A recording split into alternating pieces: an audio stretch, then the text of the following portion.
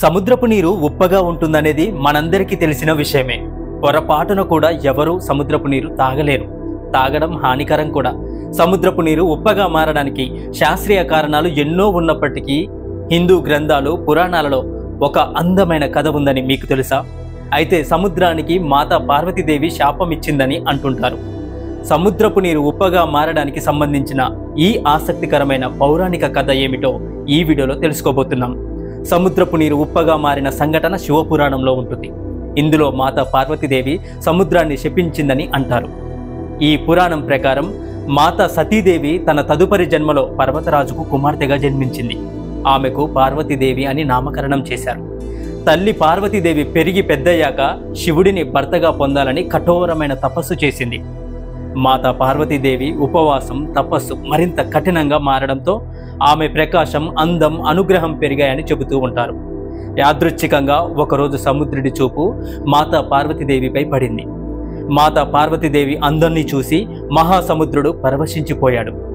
పార్వతీమాత తపస్సు పూర్తి కాగానే సముద్రుడు తనను తాను పరిచయం చేసుకొని, ఓ దేవి, నేను సముద్రాన్ని, 3 లోకాలలోనూ నీ అందం, కృప అద్భుతం. నువ్వు అద్వితీయ సౌందర్యవతివి. నేను నిన్ను ఇష్టపడుతున్నాను దేవి. నిన్ను వివాహం చేసుకోవాలనుకుంటున్నాను అని అడిగాడు సముద్రుడు. మాతా పార్వతీదేవి చాలా మర్యాదపూర్వకంగా సముద్రుడి యొక్క ప్రతిపాదనను తిరస్కరించింది. ఓ దేవా, నేను శివుడిని ప్రేమిస్తున్నాను. అతనినే నా భర్తగా అంగీకరించాను అని సున్నితంగా సమాధానమిచ్చింది మాతా పార్వతీదేవి. పార్వతీమాత నిరాకరించడాన్ని అవమానంగా భావించాడు సాగరం. సముద్రుడు, ఓ దేవి, నా మంచినీటితో మనిషి దాహం తీరుస్తాను. అయితే శివునికేముంది? నేను లక్షలాది జలచరాలను పోషిస్తున్నాను అని సముద్రం తన గురించి తాను గొప్పగా చెప్పుకున్నాడు. నేను ముత్యాలు, అనేక విలువైన రత్నాలను ఇవ్వగలను అన్నాడు సముద్రుడు. సముద్రదేవుడు తనను తాను పొగుడుతూనే శివుడిని గురించి చెడుగా మాట్లాడడం ప్రారంభించాడు. సముద్రుడు పార్వతీదేవిని, శివుడిని చాలా దుర్భాషలాడి, ఓ దేవి, అడవులు, పర్వతాలలో తిరిగే వారితో మీరు మీ జీవితాన్ని ఎలా గడుపుతారు? శివుడు శ్మశాన వాటికలో నివసించేవాడు. విభూతిని రాసుకోవడం తప్ప అతని వద్ద ఏముంది అని అన్నాడు సముద్రుడు.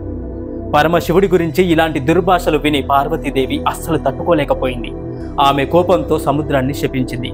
ఓ సముద్రదేవ, మీరు గొప్పగా చెప్పుకున్న వైశాల్యము, నీరు అద్భుతమైనవి. కానీ మీరు నా మనసును, శివుడిని అవమానిస్తూ మీ పరిమితులను దాటారు. ఈ రోజు నుంచి మీ నీరు ఉప్పగా ఉంటుంది. దీన్ని ఎవరు తాగలేరు అంటూ శాపం పెట్టింది మాతా పార్వతీదేవి. అప్పటి నుంచి సముద్రపు నీరు ఉప్పగా మారిందని అంటుంటారు.